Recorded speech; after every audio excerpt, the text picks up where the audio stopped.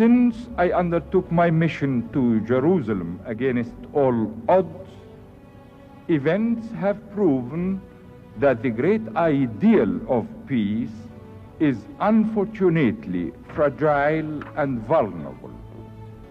We have to remedy this situation, and, God willing, we shall overcome. Thank you, Mr. President.